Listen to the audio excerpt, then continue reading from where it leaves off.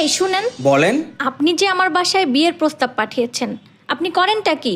এই যে রাস্তাটা দেখতে পাচ্ছেন, এই রাস্তাটা আমি বানিয়েছি, কন্ট্রাক্টর। ও আচ্ছা, বানিয়েছেন তো এখন আবার খুঁড়তেছেন কেন? পানির লাইন লাগাতে হবে না, তাই করতেছি। পানির লাইনটা আপনি তখন লাগাতে পারতেন না যখন আপনি রাস্তাটা বানিয়েছিলেন? তখন তো আমি কোনো অর্ডার পাই নাই, অর্ডার পাইলে তো এটা খুঁড়বো, তাই না?